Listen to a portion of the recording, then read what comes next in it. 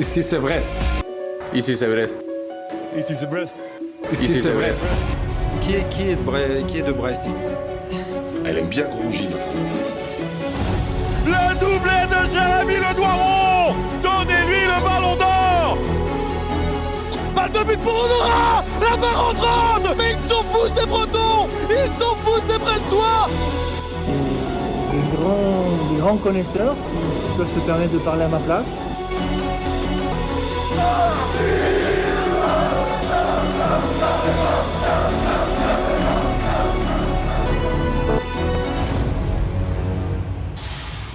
C'est bon d'aimer le Stade brestois. Brestois, on ne va pas pavaner, mais c'est quand même assez rare pour être souligné. Aujourd'hui, le Stade Brestois 29 est co-leader de Ligue 1 Uber Eats. Pour le rester, un déplacement périlleux, un déplacement difficile, mais qui pourtant sourit aux Brestois ces dernières saisons. Le déplacement au Stade Vélodrome. Donc un match entre l'Olympique de Marseille et le Stade Brestois 29 prévu initialement ce samedi à 17h. Il sera peut-être probablement décalé à 19h en raison de la chaleur. De toute façon, la chaleur à Marseille est toujours présente dans un stade Vélodrome en fusion. Mais pour en parler, on est quand même curieux de savoir ce qui se passe du côté de Marseille. Marseille qui a un début de saison un peu mitigé, on va dire. Et pour ce faire, on retrouve le format de l'adversaire et on retrouve plus précisément Bilal. Bilal qui est un grand supporter marseillais, qui est commentateur sportif pour les différents médias marseillais, ainsi que pour les compétitions d'e-sport. Bilal, merci d'être là. Je suis désolé, mais on va commencer de manière très forte. Après une élimination précoce en Ligue des Champions et un match nul finalement très décevant face à Metz, est-ce que la crise couve à Marseille ?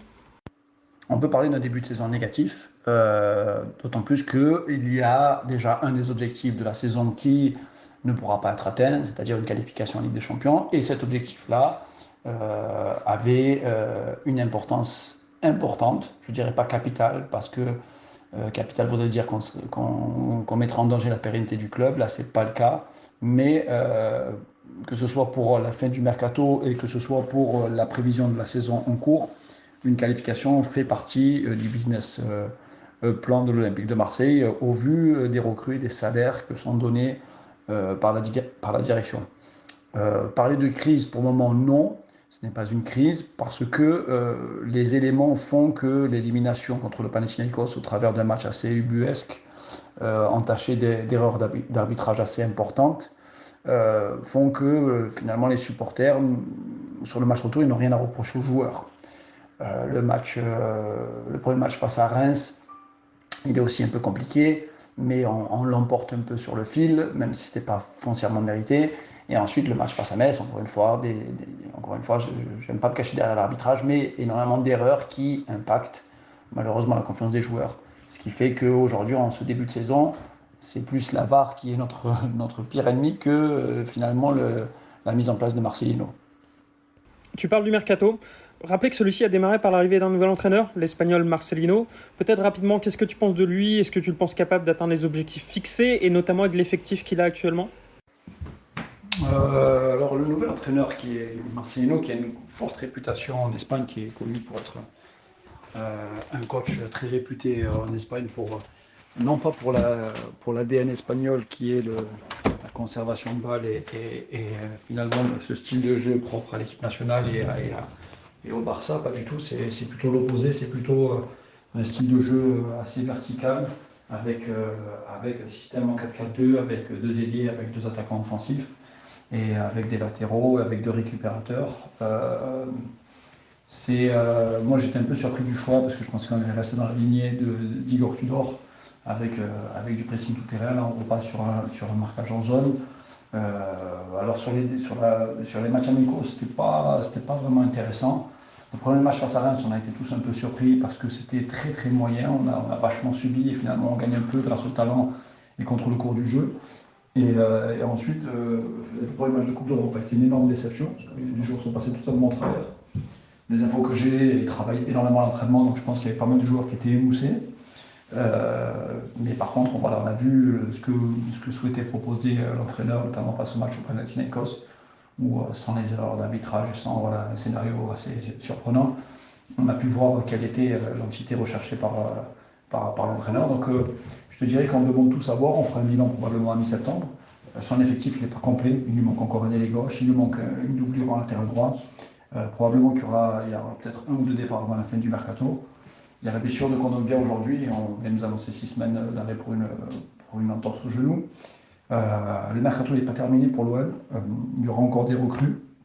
Mais sur ce qu'on a vu, alors le bon, c'est qu'il n'hésite pas à lancer les jeunes, ça nous a toujours manqué à Marseille, c'est-à-dire de lancer les jeunes. Donc lui, il n'hésite pas. Et le moins bon, je te dirais que pour le moment, l'effectif, il n'est pas totalement taillé pour ce que recherche l'entraîneur. On a beaucoup de milieux axiaux, donc on était plus taillé pour un 4-3-3 que pour un 4-4-2. Mais on verra ça au 31 août. Après le match à Brest, on aura une première vision de ce que sera l'OM 2023-2024 sous la Marseillino. Si on revient sur le mercato, sur les recrues, sur les joueurs, est-ce qu'il y a une recrue ou plusieurs recrues qui te hype particulièrement ? Si je devais te reprendre un petit peu l'organisation du mercato, on perd quand même 5 joueurs qui ont été titulaires cette saison. Donc surtout tu perds Alexis Sanchez qui était ton fer de lance offensif, tu perds Cengiz Ünder, Seth Kolasinac, Tavares, Cavouré, donc Malinowski aussi, donc tu transformes un peu l'effectif par rapport aux demandes du coach.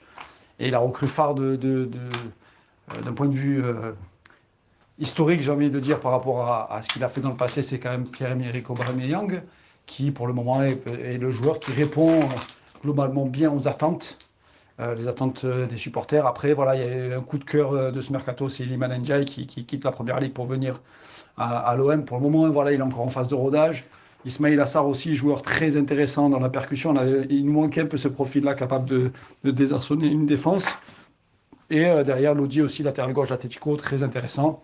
Kondogbia qui vient de se blesser, malheureusement, qui s'est blessé face à Metz. Donc, je te dirais que c'est quand même Pierre-Emerick Aubameyang, pour le moment, la grosse recrue du mercato marseillaise. On va passer maintenant au sujet du match de ce week-end. On a l'impression que Marseille a finalement besoin d'une victoire convaincante, vraiment convaincante, pour lancer sa saison. Est-ce que tu considères que Brest, c'est peut-être l'adversaire idéal pour obtenir une victoire comme ça ?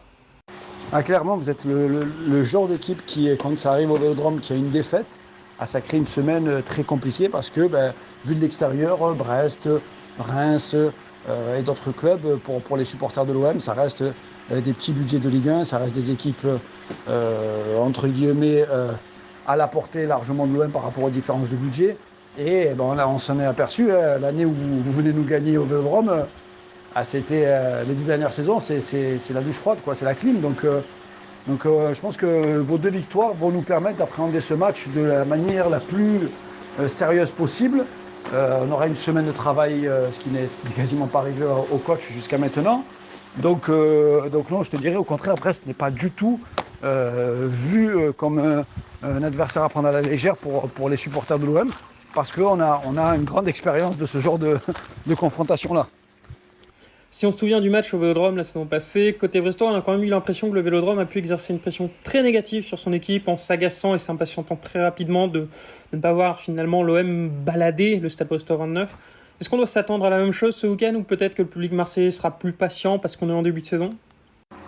Les Marseillais ont grillé une carte, ont grillé un joker. Le joker qui a été grillé en ce début d'année, c'est l'élimination avec des champions. Donc là, il y a clairement une impatience assez importante de la part des supporters qui n'hésiteront pas à mettre la pression si par malheur Marseille était mené au score à la mi-temps. Donc non, il y a quand même une grande impatience parce qu'il y a une énorme déception, pas aussi grande que celle d'Annecy, mais il y a une énorme déception. Donc le Vélodrome, j'espère que le match sera décalé à 19h et pas à 17h. Le Vélodrome sera comme d'hab chaud bouillant. Et il y a vraiment l'envie de la part des supporters que cette équipe-là puisse enflammer le Vélodrome. J'enchaîne sur les clés du match, cette fois vu de votre côté. C'est quoi ton avis sur cette équipe brestoise ? Est-ce qu'il y a un joueur qui se démarque pour toi que tu estimes particulièrement dangereux ? S'il y a vraiment un joueur à suivre sur le début de saison, c'est surtout ce joueur-là que je suis depuis pas mal d'années et qui malheureusement n'a pas explosé comme c'était attendu. Un attaquant du style Romain Del Castillo, à Rennes, en équipe de France Espoir, il était quand même annoncé comme un joueur à fort potentiel. Et bon, là, en ce début de saison, c'est l'homme en forme côté brestois, si je ne me trompe pas. Vous êtes quand même leader du championnat avec 2 victoires en 2 matchs et vous avez battu Lens, même si Lens était réduit à 10. Et pourtant, vous avez démontré une force mental. Et il y a quelque chose d'important aussi, et je pense qu'il faut le prendre en compte, c'est qu'il y a très peu de changements dans votre 11 de départ. Et ce qui fait que une équipe comme Brest, qui a réussi à faire une saison correcte la saison dernière, qui a réussi à se sauver l'année dernière, elle arrive avec de la confiance, avec une organisation où il faut prendre énormément de points en ce début de saison. Donc il y aura un paramètre qui sera à prendre en compte, ce sera la chaleur pour ce match-là. Et je reste convaincu que ça va être un match qui sera probablement compliqué pour nous, Marseille. Je ne nous vois pas marquer 3 ou 4 buts, au contraire, je pense que ça va être un match assez dur, assez difficile, parce que le Stade de Rome attend des joueurs une grosse prestation. Pour mieux préparer, peut-être, est-ce que tu peux essayer de nous deviner la composition marseillaise attendue pour ce match ? Écoute, c'est très simple, hein. Tu auras probablement le même 11 de départ que face au retour au Panathinaikos, avec l'absence de Kondogbia qui était aussi déjà suspendu. Paul Lopez, pour le moment, reste quand même le gardien numéro 1.